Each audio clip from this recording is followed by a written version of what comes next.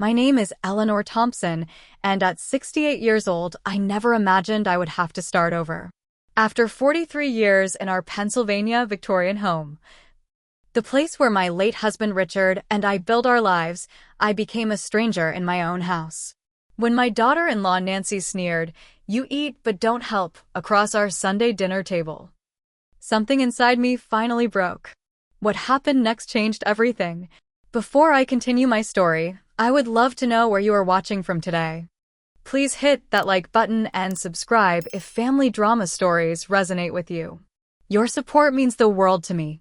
I grew up in Millfield, a small town in central Pennsylvania where everybody knew everybody.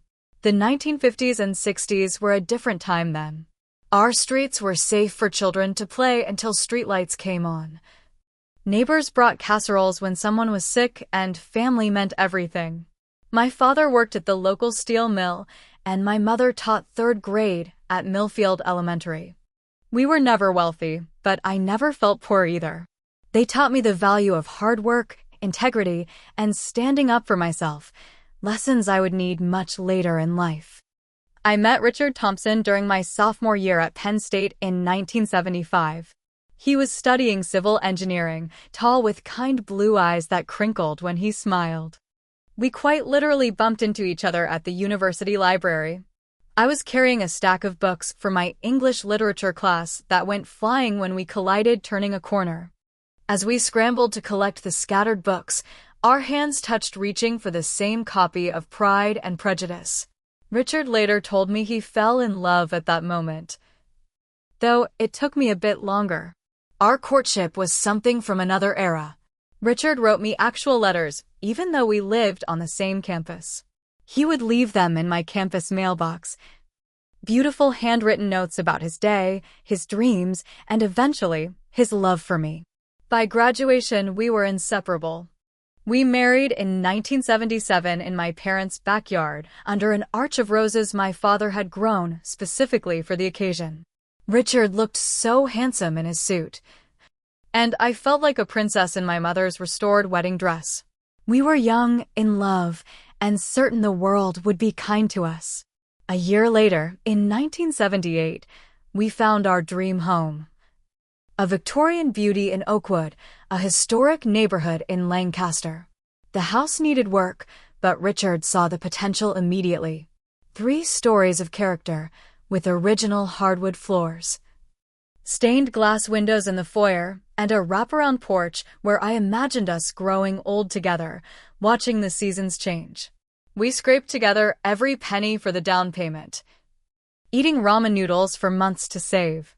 The day we got the keys, Richard carried me across the threshold, both of us laughing and crying at our good fortune. Richard's career as a civil engineer took off quickly. He specialized in bridge design and safety, becoming known throughout the state for his innovative approaches. I found work as a school librarian at Lancaster Central School, a job that fed my love of books and children. Our days were full, our evenings spent restoring our beautiful old house room by room. Richard taught himself carpentry from library books, and I became an expert at refinishing furniture found at yard sales. Every nail hammered, every wall painted was an act of love for our future.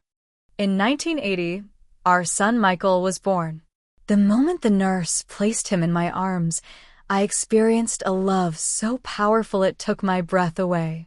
Richard wept openly, this strong man overcome by the tiny fingers gripping his thumb. Michael had his father's blue eyes and my dark hair, the perfect blend of us both. Our family felt complete. The years flew by in a blur of first steps, school projects, baseball games, and family vacations. Richard and I worked hard to give Michael everything we hadn't had growing up. We saved for his college fund from the day he was born, taught him the value of education, and encouraged his natural curiosity about how things worked. He was a bright, somewhat serious child who made us proud every day. Life wasn't perfect, of course. We weathered financial setbacks when Richard's company downsized in the early 1990s. I picked up extra work cataloging for the county library system, and we scaled back expenses until he found a new position. We supported each other through my father's death in 1995 and my mother's declining health until she passed in 2002. Through it all, our home remained our sanctuary, the place where we could shut out the world and just be us. The worst day of my life came without warning on a beautiful spring morning in 2010. Richard and I were planning a trip to celebrate our upcoming retirement. He had just turned 62 and was looking forward to finishing his last major bridge project. I found him in his home office, slumped over his drafting table. The paramedics said it was a massive heart attack, that he likely never felt pain. Those words were meant to comfort me, but nothing could ease the sudden, devastating hole in my life. Grief consumed me for months. I moved through my days mechanically, going to work, coming home to an empty house, sleeping fitfully in our bed that suddenly seemed enormous without Richard's solid presence. Michael, who was 30 then and working as an accountant in Philadelphia, came home weekends when he could. He tried his best to help, but he was processing his own grief for the father he'd adored. Eventually, I found my way back to living. I retired from the school library as planned, but volunteered there twice weekly. I joined a widow's support group at the community center where I met Barbara, who would become one of my closest friends. I traveled to some of the places Richard and I had planned to visit together, carrying his memory with me to the Grand Canyon and Yellowstone. Michael remained my greatest joy. He called regularly and visited when his busy life allowed. When he told me in 2015 that he'd met someone special, I was genuinely happy for him. Nancy worked in the marketing department of his accounting firm. From Michael's descriptions, she sounded ambitious and intelligent. I looked forward to meeting the woman who had put the spark back in my son's eyes. Their wedding in 2016 was lovely, though smaller than I'd imagined my only child's wedding would be. Nancy preferred an intimate ceremony at an upscale restaurant rather than the church wedding I'd envisioned. Still, seeing Michael so happy overrode any disappointment I felt. Nancy was beautiful, poised, and clearly adored my son. She was polite to me during our interactions, though I sensed a certain reserve beneath her smile. A few months after the wedding, Michael called with news. The young couple was struggling financially with Philadelphia's high cost of living, student loan payments, and Nancy's desire to move up to a better neighborhood. Almost without thinking, I offered what seemed the perfect solution. They could move into my home. It was too large for just me, with 4 bedrooms and plenty of space. They could save money while enjoying the beautiful home Richard and I had lovingly restored.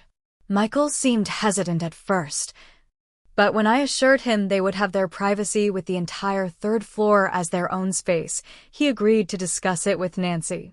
To my surprise, Nancy accepted enthusiastically. Within a month, they had given up their apartment and moved their belongings into my home. Initially, the arrangement seemed ideal. The house felt alive again with young energy. We shared some meals, but respected each other's space. I was happy to have company again, to hear footsteps on the stairs and voices filling the rooms.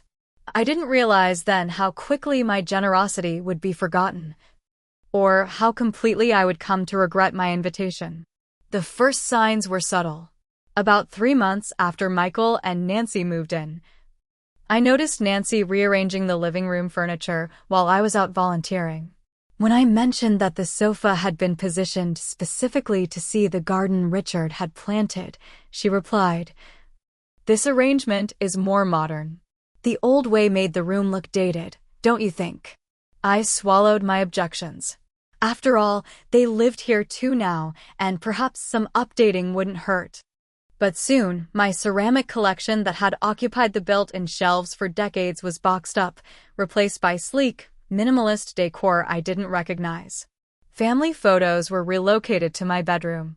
Deemed too cluttered for the main areas, Michael was working longer hours at the accounting firm, often not returning until after I'd gone to bed.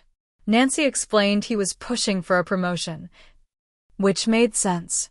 Still, I missed our conversations and the easy relationship we'd always shared. When he was home, Nancy dominated his attention with discussions about renovations she wanted to make or complaints about her colleagues. "Mom, is it okay if we redo the kitchen cabinets?" Michael asked one evening, the first time he'd sought my input in weeks. Before I could answer, Nancy interjected. "The brown wood is so outdated. White cabinets would brighten everything up." The kitchen cabinets were solid oak that Richard had painstakingly restored. The thought of painting over them made my heart ache, but I didn't want to be difficult. "If that's what you both want," I conceded, watching Nancy's triumphant smile. In early 2018, they announced Nancy was pregnant. Despite my growing discomfort with the household dynamics, this news brought genuine joy. A grandchild, Richard's grandchild, would be a blessing beyond measure. I immediately began knitting baby blankets and researching the safest modern cribs. "We'll need to convert the guest room into a nursery," Nancy declared. "The light is better in there than in the spare room on our floor." The guest room had been my crafting space since retirement, filled with my sewing supplies, knitting yarns, and scrapbooking materials. Once again, I acquiesced. My grandchild deserved the sunniest room in the house. Lily Thompson was born in September 2018, a perfect baby girl with a dusting of dark hair and the Thompson blue eyes. The moment she wrapped her tiny hand around my finger, I was completely smitten. Here was a new generation, a continuation of the family Richard and I had started. Whatever tensions existed with Nancy seemed insignificant compared to this miracle. For a few months, Lily brought us closer.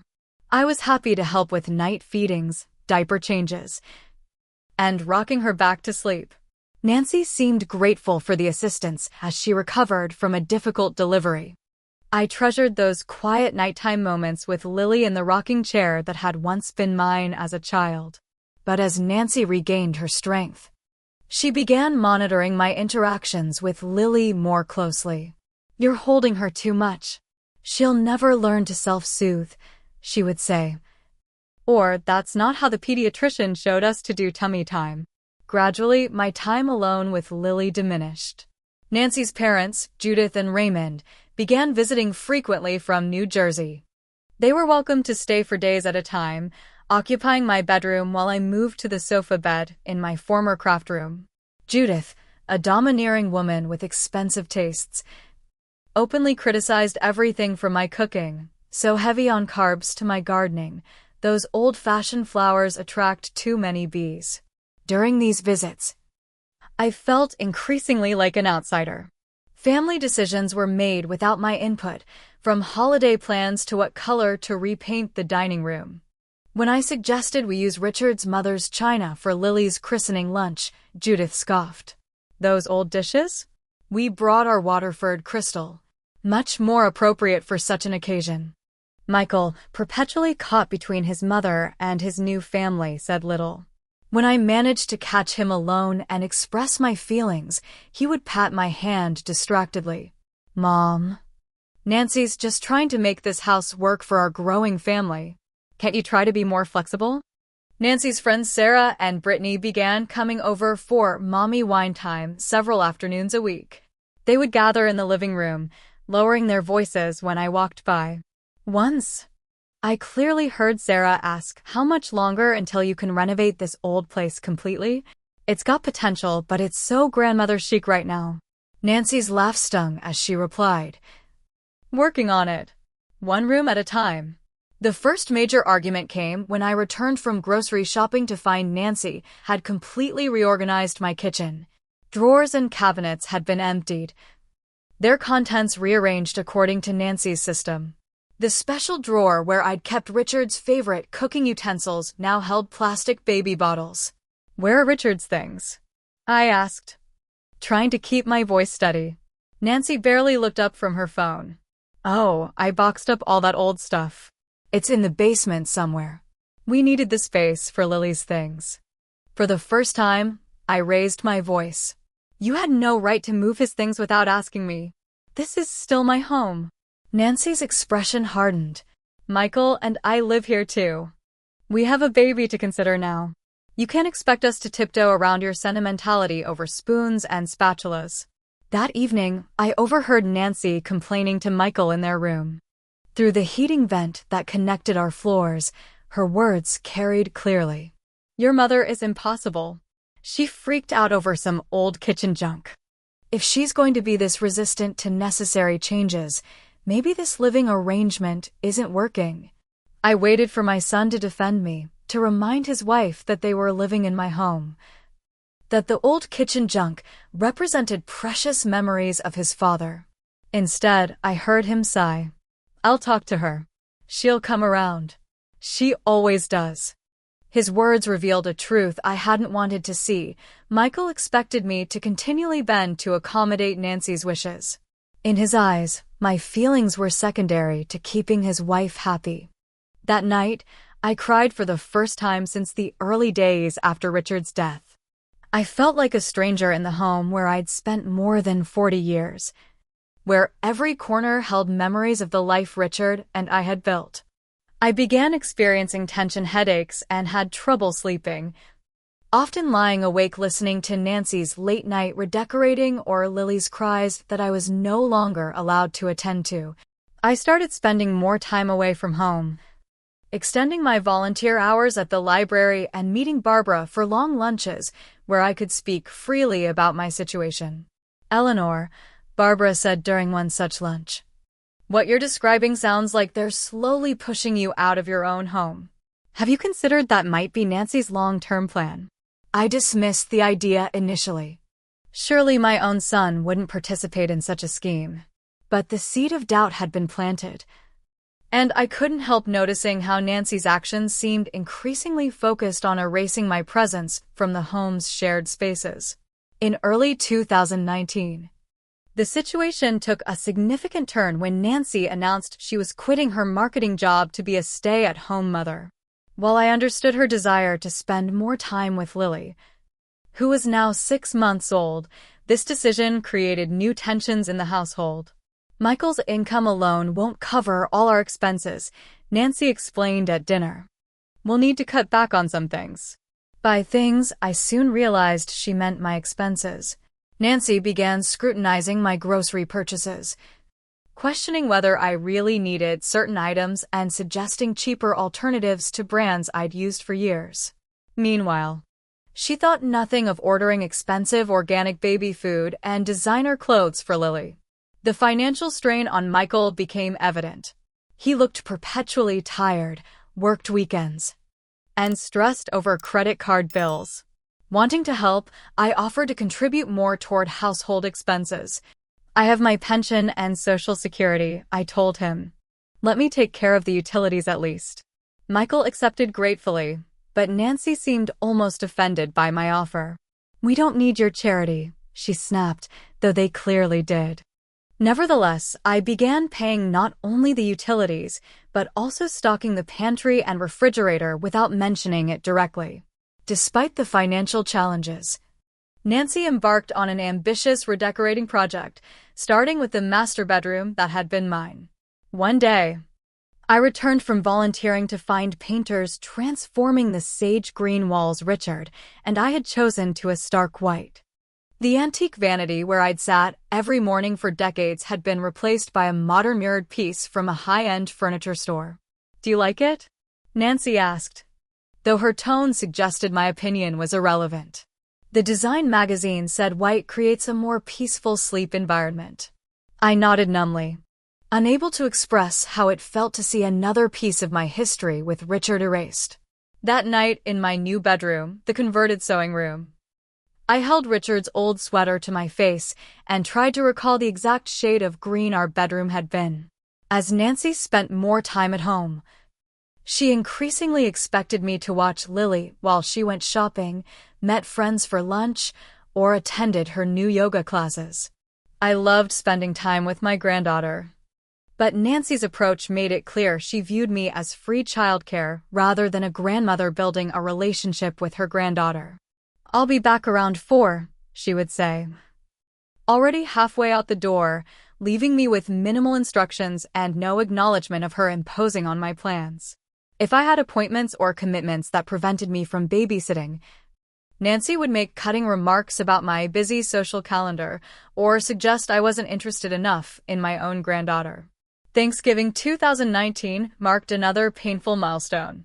For 40 years, I had hosted Thanksgiving dinner in our dining room using family recipes passed down through generations. That year, Nancy invited her parents and announced she would be handling all the arrangements. "Mom, Nancy wants to start some of her own family traditions," Michael explained gently. "Maybe you could enjoy just being a guest this year." Being a guest in my own home for a holiday I had always hosted was difficult enough. Watching Judith and Nancy take over my kitchen, rejecting my offers to help, and serving a meal that bore no resemblance to our family traditions was almost unbearable. The final blow came when Nancy used everyday dishes instead of the special Thanksgiving china Richard and I had collected, which was now stored in the basement alongside other, outdated items from my life. During dinner, Raymond dominated the conversation with stories about his golf game and business successes. When I attempted to share a funny Thanksgiving memory involving Michael as a child, Judith interrupted.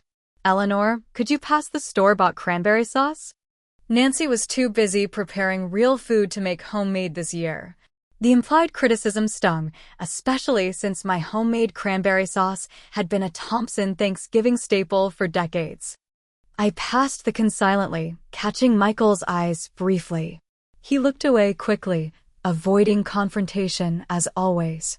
After dinner, while helping clear the table despite Nancy's insistence that I just relax, I accidentally dropped one of Nancy's decorative plates. The ceramic shattered on the hardwood floor, pieces scattering under the dining table. "That was from our wedding set," Nancy exclaimed, her face flushing with anger. "I'm so sorry," I began, already kneeling to collect the fragments. It slipped from my hands. "I'll replace it."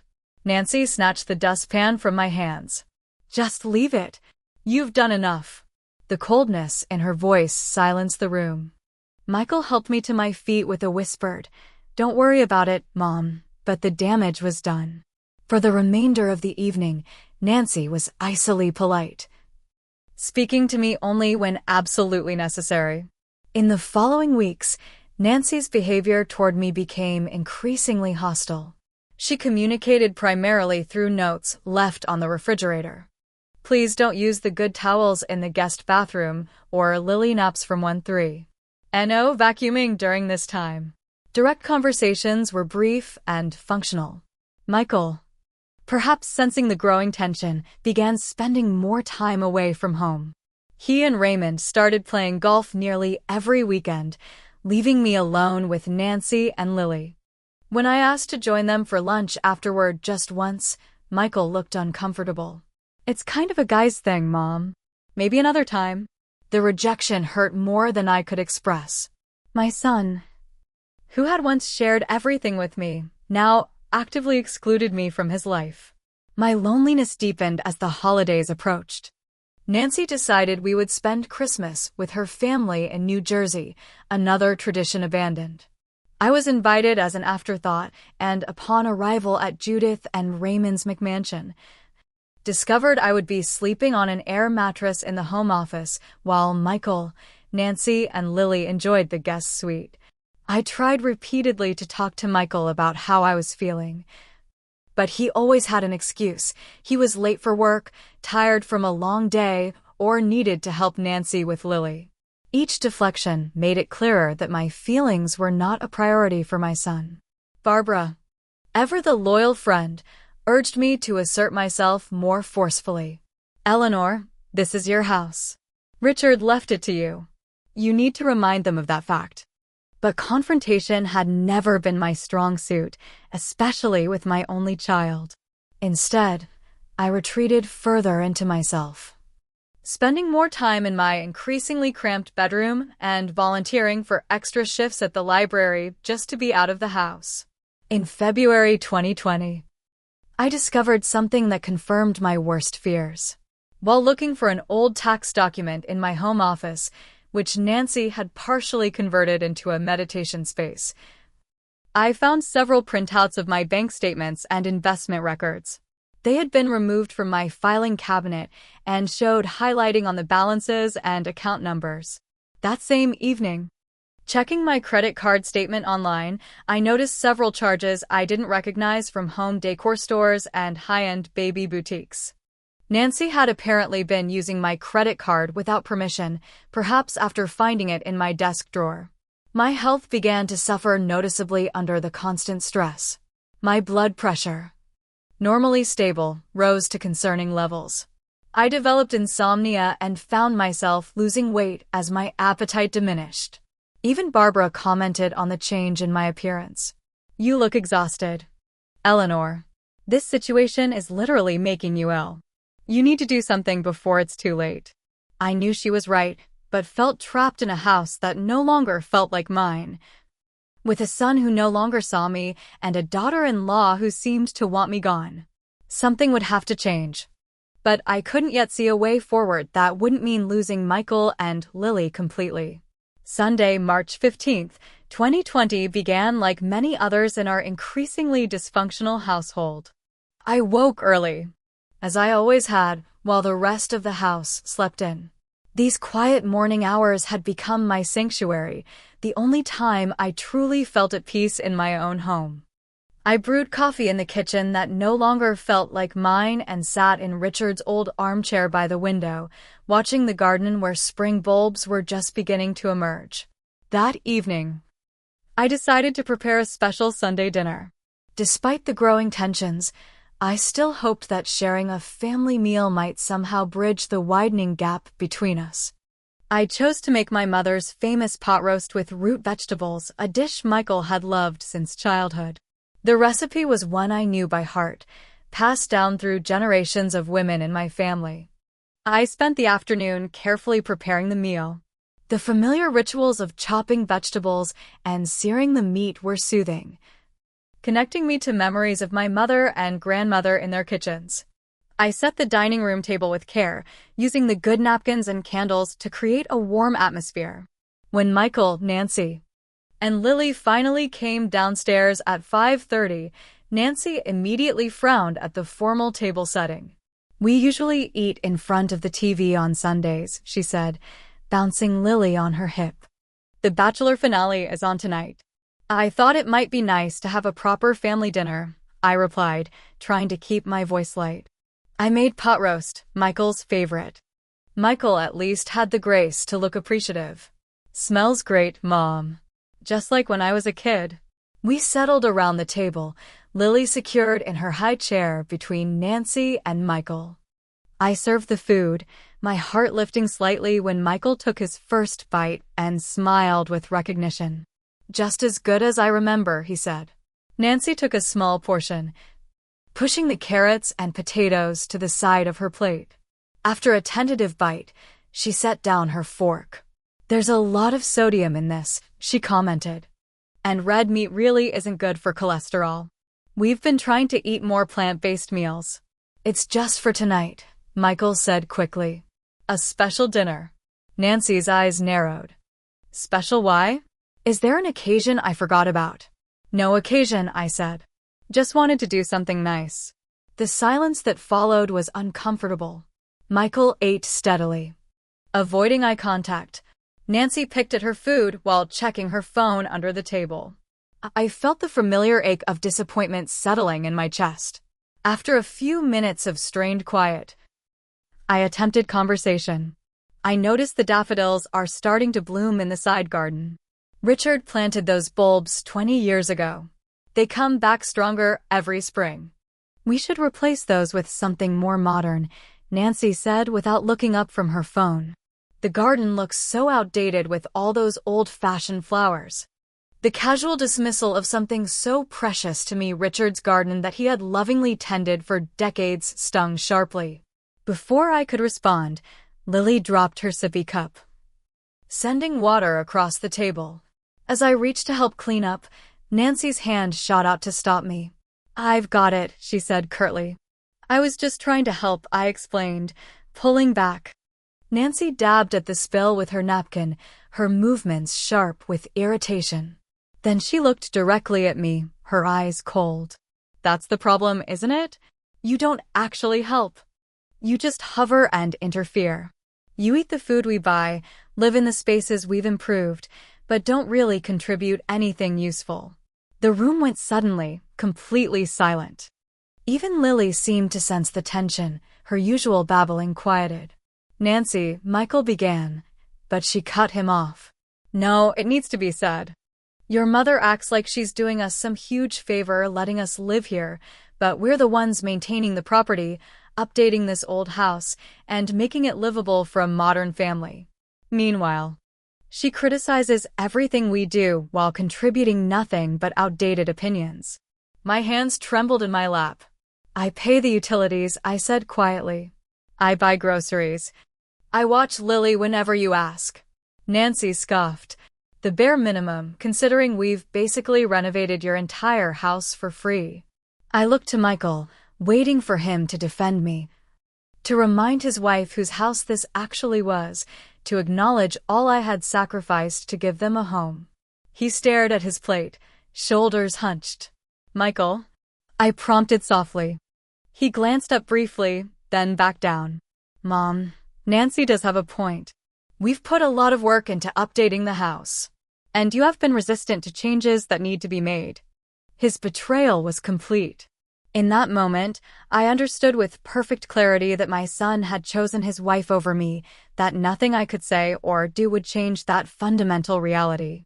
The home Richard and I had built together, the life we had created, no longer existed except in my memories. Without another word, I placed my napkin beside my plate, stood up, and walked out of the dining room. Neither Michael nor Nancy called after me. Only Lily watched me go, her small face confused by the adult tension she couldn't understand. In my bedroom, I sat on the edge of the bed, too shocked even for tears. Nancy's words echoed in my mind. You eat, but don't help. After everything I had given, everything I had sacrificed, I was now cast as a burden, a useless old woman taking up space in what they clearly now considered their home. For hours, I sat in stillness as night fell outside my window. No one came to check on me. No one apologized. The household continued its evening routines as if I didn't exist. Around midnight, a strange calm settled over me. I remembered something Richard used to say when facing difficult decisions. When you don't know what to do, sleep on it. The answer will come with the morning light. But I didn't need to wait for morning. The answer had already formed in my mind, clear and undeniable. I could not continue living as a ghost in my own home, watching as my history was erased room by room.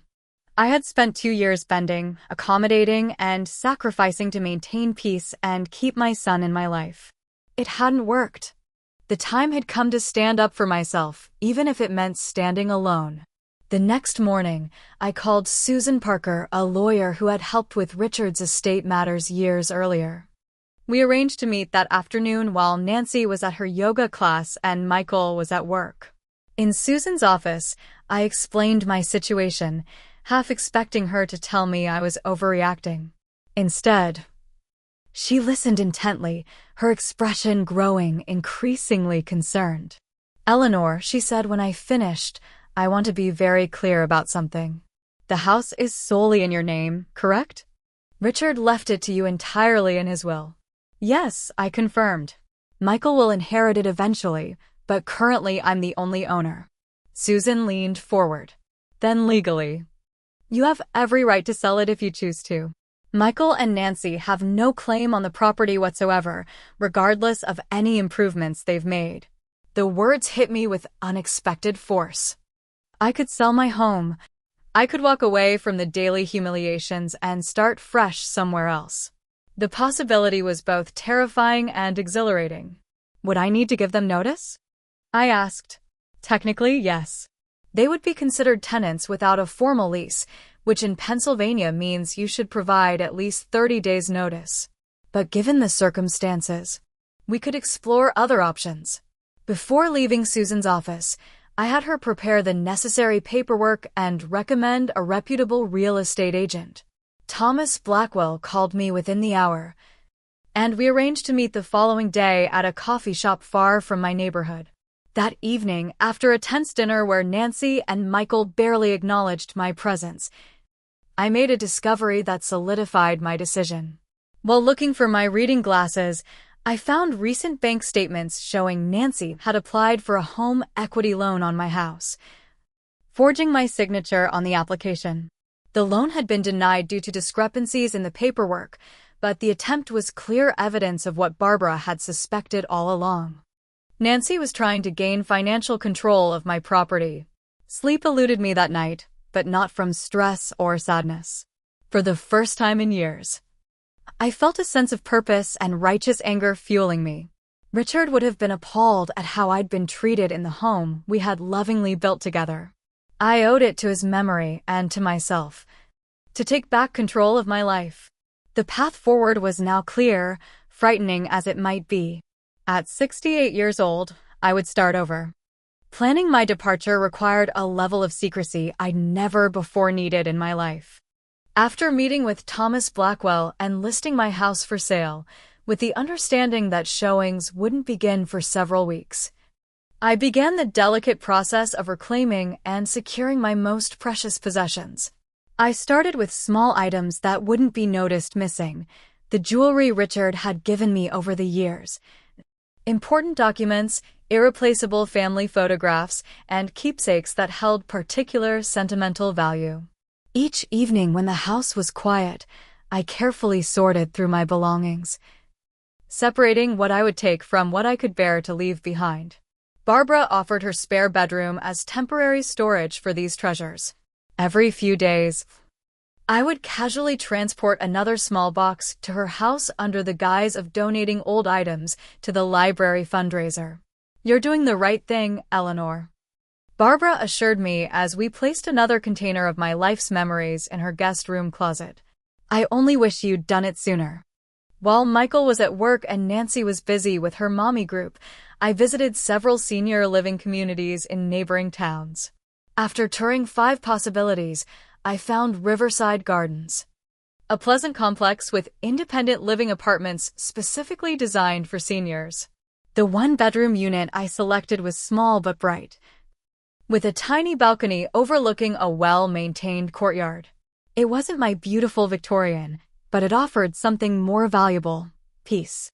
"We have a vibrant community here," explained the manager, Mrs. Jenkins. "Regular social activities, transportation to shopping and medical appointments, and security personnel on site 24/7. I put down a deposit, using funds from my personal savings account that Nancy hadn't discovered. My move-in date was set for April 20th, giving me just over a month to complete my preparations. One particularly difficult afternoon, I visited Richard's grave at Oakwood Cemetery. I hadn't been in several months, partly because Nancy had made comments about how morbid my regular visits were. The spring sunshine warmed the granite headstone as I sat on the small bench beside his plot. "I'm not sure if I'm doing the right thing, Richard," I said softly, feeling only slightly foolish for speaking aloud. "I never imagined leaving our home, especially not like this. But I don't think you'd recognize what it's become." A gentle breeze rustled the new leaves overhead, and somehow I felt certain Richard would understand. He had always encouraged me to stand up for myself, even when it was difficult. Especially when it was difficult. Before leaving the cemetery, I placed fresh daffodils from our garden beside his stone. "I'll bring more when they bloom at my new place," I promised. As my departure date approached, I needed to inform at least one neighbor about my plans. Dorothy Miller had lived next door for 35 years and had been a good friend through all of life's ups and downs. I invited her for tea one afternoon while Nancy was out. "I can't say I'm surprised," Dorothy said after I explained the situation. "I've watched how they've treated you, Eleanor. It's not right. You'll keep an eye on the house until it sells?" I asked. "And not mention anything to Michael or Nancy?" Dorothy squeezed my hand. "Not a word. And when you're settled, I expect regular lunch dates. This isn't goodbye. Her support meant more than I could express. With each person I confided in, my resolve strengthened. The final piece fell into place when I met Margaret Wilson, my soon-to-be next-door neighbor at Riverside Gardens. A widow herself. Margaret had moved to the complex after her husband's death 5 years earlier. Best decision I ever made, she told me as she showed me around the community center. It was hard leaving my family home, but there's something liberating about downsizing. Less to clean, less to worry about. And plenty of people who understand what it's like to start over later in life. We discovered shared interests in gardening and classic films, and Margaret invited me to join her book club once I was settled. For the first time in years, I felt the possibility of new friendship and community opening before me. With 1 week remaining before my move, I began writing a letter to Michael.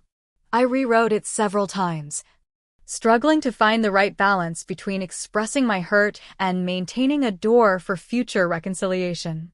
The final version filled 3 pages, detailing my love for him, my pain at how I'd been treated, and my hope that someday he would understand why I had to leave. I explained about the house sale, assuring him that a portion of the proceeds would be set aside for Lily's education as I had always planned. I included Susan Parker's contact information for any legal questions, and my new address and phone number should he wish to maintain contact. I will always love you, I concluded. You are my son, and nothing can change that.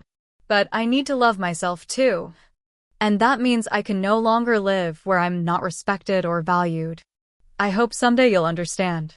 The night before my departure, I barely slept. Decades of memories filled my mind.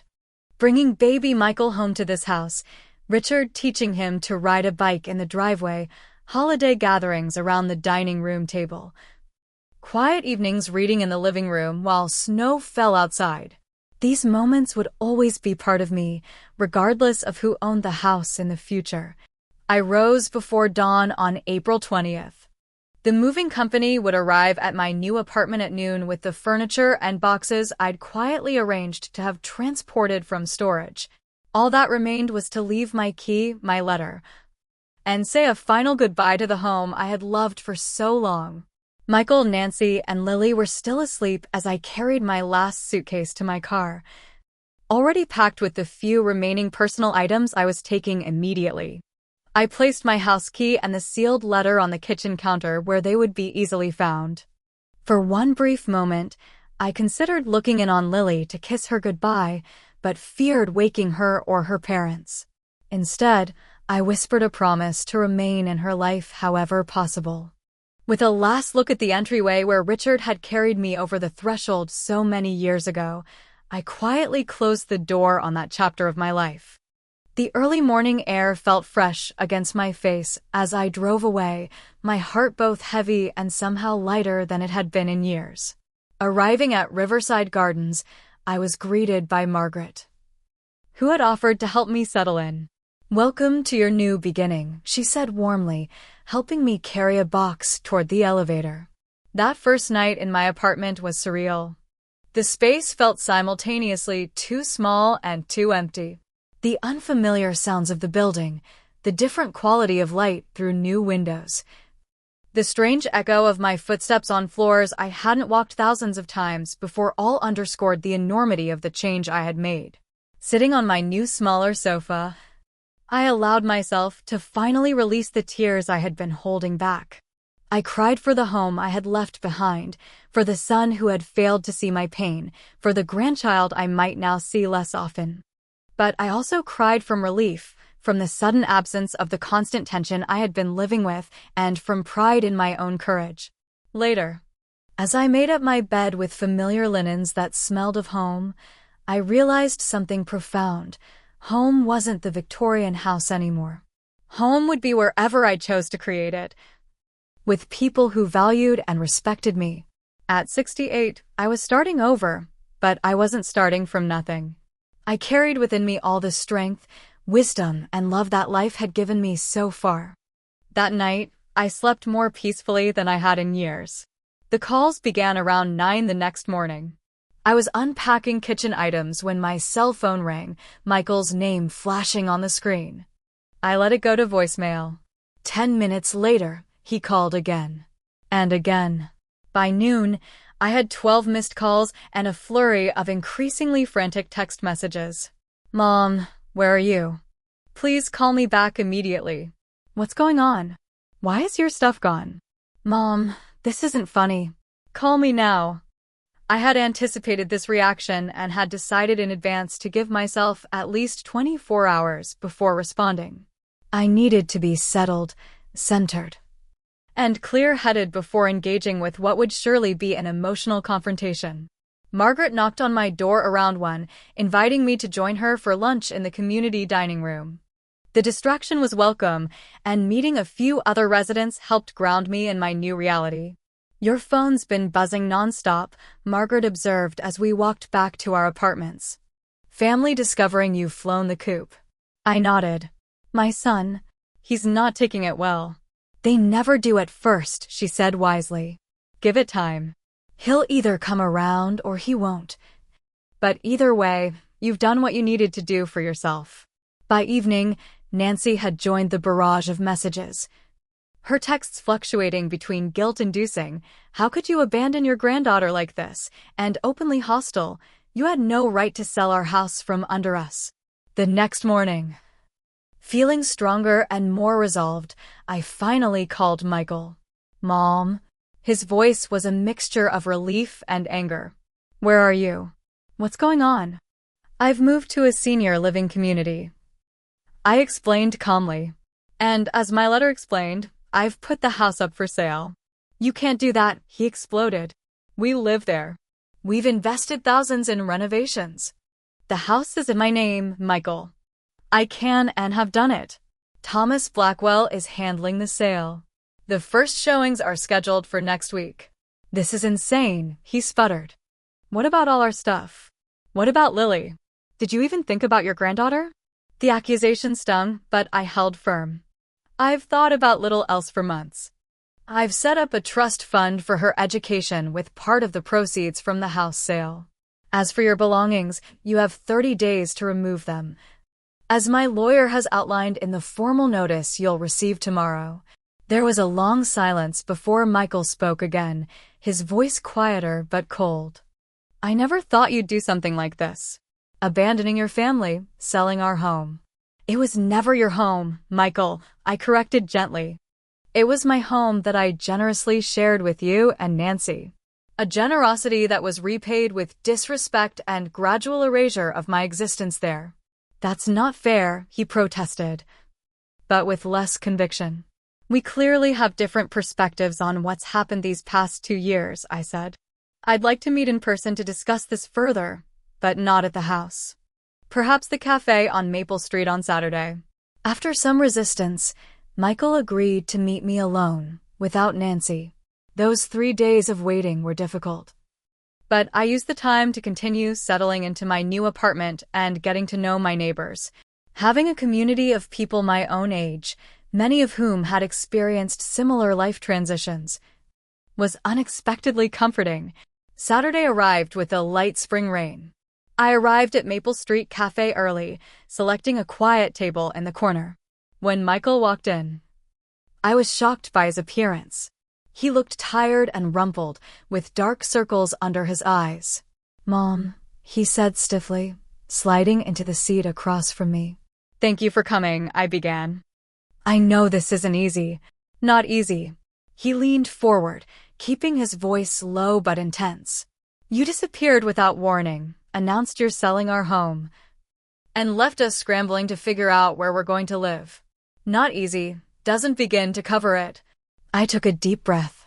Michael, for 2 years I've watched as you and Nancy gradually pushed me out of my own home. The home your father and I built together, where we raised you. Where every corner holds memories that have been systematically erased. We were just updating an old house, he defended. No, you were removing me from it, piece by piece.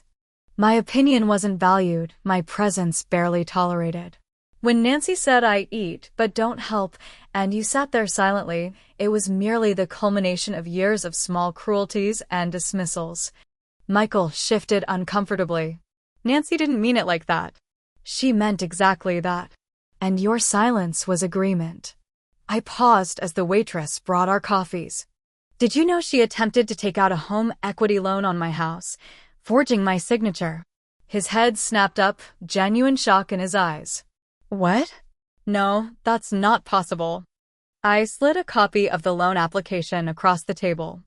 I found this in her desk when I was looking for my reading glasses. Michael stared at the paper, his face paling as he recognized Nancy's handwriting on my forged signature. I didn't know about this. There's a lot you've chosen not to see, Michael. My voice softened. You're my son, and I love you.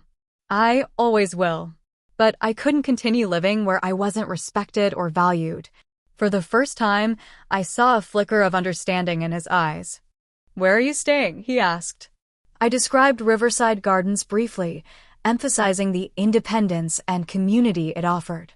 I've already met some wonderful people there. It's not the same as our old home, but it's mine. Nancy's furious, he admitted. Her parents are talking about suing you for the money they've put into renovations. I nodded calmly. Susan Parker is expecting their call. She'll explain that as non-owners who never had a formal rental agreement, they have no legal claim to the property or improvements made to it. Our conversation continued for nearly 2 hours, moving from accusation to tentative understanding. Michael gradually accepted that the house sale was proceeding regardless of his feelings about it. I maintained firm boundaries while leaving the door open for a continued relationship. I'd like to still see Lily, I said as we prepared to leave. She's my only grandchild, and I love her dearly. Michael hesitated. Nancy's pretty adamant right now that. Nancy doesn't get to make all the decisions, Michael, I interrupted gently. Not about this. You're Lily's father. What do you want? It was perhaps the first time I'd directly challenged him to stand up to his wife, and I could see the internal struggle on his face. Finally, he nodded. I want Lily to know her grandmother. We'll work something out. In the weeks that followed, the house sold surprisingly quickly, for significantly above asking price. The real estate market in historic neighborhoods had apparently heated up, and the improvements Nancy had made, however painful for me, had increased the property's value. Nancy's parents did attempt legal action, hiring an aggressive attorney who sent threatening letters to both me and Susan Parker. Susan handled them expertly, responding with clear explanations of property law that eventually silenced their attempts. Michael and Nancy found a smaller house in a nearby suburb, using some money Michael had saved without Nancy's knowledge as a down payment. The dynamics of their relationship had been shaken by my departure and the revelations about Nancy's unauthorized loan application. Whether that would lead to lasting change remained to be seen. Through it all, I maintained my boundaries while keeping communication open with Michael. Our relationship was strained, but not broken. A delicate balance I worked hard to maintain for both our sakes and especially for Lily's. 6 months after my departure from the Victorian house, my new life at Riverside Gardens had taken shape in ways I could never have anticipated. My apartment, once so strange and empty, now felt comfortably like home. I'd painted the walls a soft sage green reminiscent of my old bedroom, hung family photos, including some of Richard that Nancy had banished to the basement, and even started a small container garden on my balcony. The community I'd found among my fellow residents brought unexpected joy to my days. Margaret had indeed become a dear friend, introducing me to her book club and weekly card games. I'd also connected with Ruth, a former elementary school principal with a wicked sense of humor, and Howard, a widower who shared my love of classic films and often joined me for the community's movie nights. You've blossomed since you arrived, Margaret commented one evening as we shared tea on my balcony. Remember how quiet you were those first few weeks? Now you're organizing the book drive and teaching the gardening workshop. She was right. freed from the constant tension and walking on eggshells that had characterized my last years in the Victorian. I'd rediscovered parts of myself that had been suppressed or forgotten. My health had improved dramatically too. My blood pressure was back to normal levels, the tension headaches had disappeared, and I'd regained the weight I'd lost during those stressful final months. When the house sale closed, I'd been deliberate about using the proceeds wisely. A significant portion went into a trust fund for Lily's education, as I'd promised Michael. Some I set aside for my own future care needs, knowing that planning ahead was essential at my age. The remainder I used to secure my comfortable life at Riverside and to finally fulfill some dreams Richard and I had shared. In September, I took my first major trip alone, visiting the Grand Canyon just as Richard and I had planned to do in our retirement. Standing at the edge of that magnificent expanse, I felt his presence strongly beside me. "You would have loved this," I whispered, watching the setting sun paint the canyon walls in breathtaking golds and reds. "I wish you were here to see it." Yet there was also a surprising peace in experiencing it on my own terms, setting my own pace and making my own memories. I followed this journey with a week in Yellowstone and plans for a coastal New England tour the following spring. My relationship with Michael evolved slowly over those months. Our early meetings were stiff and sometimes difficult, usually at neutral locations like parks or restaurants. Nancy refused to see me at first, which was painful but also something of a relief. Without her presence, Michael and I could speak more openly about what had happened and begin the delicate work of rebuilding trust. "I've been seeing a therapist," he confessed during one of our coffee dates about 3 months after I'd left.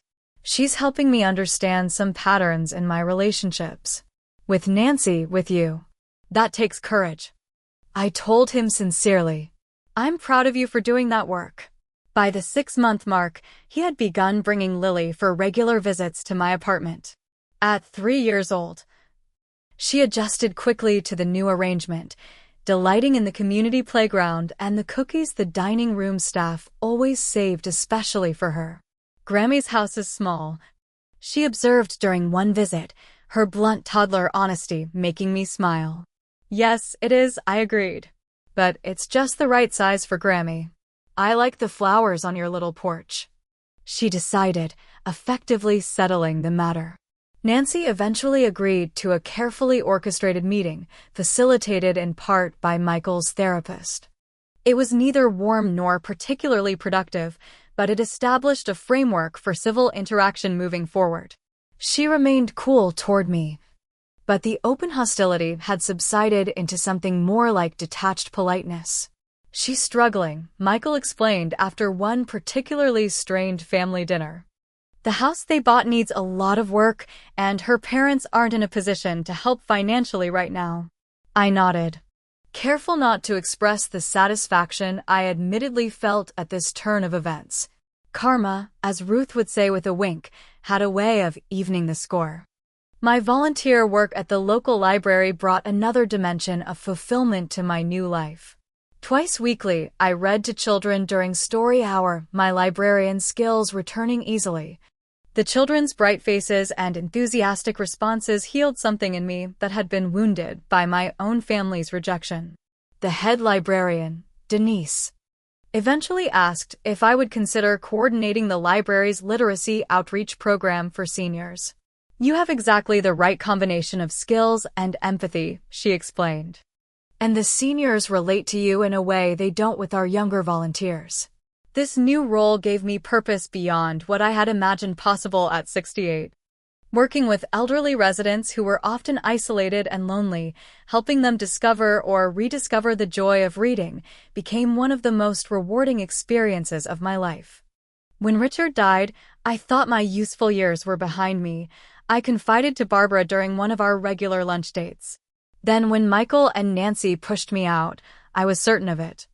"But now you've discovered that was their narrative, not yours," Barbara finished, raising her glass in a toast to new chapters. The lessons I'd learned through this painful journey were profound. I understood now how easily we can surrender our power to those we love, How silence and accommodation in the face of mistreatment only enables further boundary violations. I'd learned that standing up for myself wasn't selfish, but necessary. That my needs and feelings were just as valid as anyone else's. Most importantly, I discovered that life could begin anew at any age. The woman who had timidly accepted insult after insult, who had retreated to a small corner of her own home, who had believed her best years were behind her, that woman was gone. In her place stood someone stronger, wiser, and far more willing to embrace the uncertain future. On the anniversary of my departure from the Victorian, I hosted a small gathering in my apartment for my closest new friends. As we shared wine and laughter on my balcony, watching the sunset paint the sky in brilliant colors, I felt a deep contentment that had been absent from my life for far too long. To Eleanor, Margaret toasted, raising her glass, who taught us all that it's never too late to start over. Later that evening, after my guests had departed, I sat alone in the gentle quiet of my new home. On my side table stood a photograph of Richard, his kind eyes seeming to look directly at me with pride.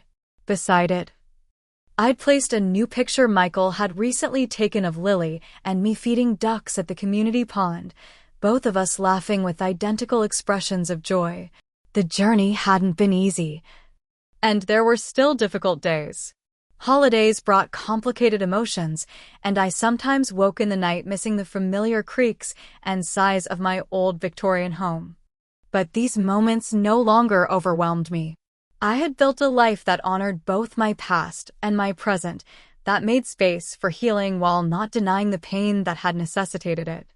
As I prepare to end my story, I want to ask you a question.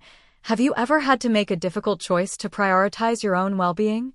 It takes tremendous courage to stand up for yourself, especially when it means potentially losing relationships with people you love.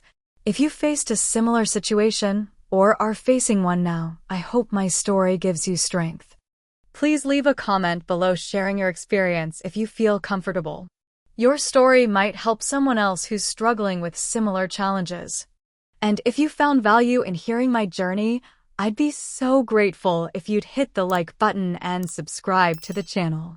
It helps these stories reach others who might need to hear them.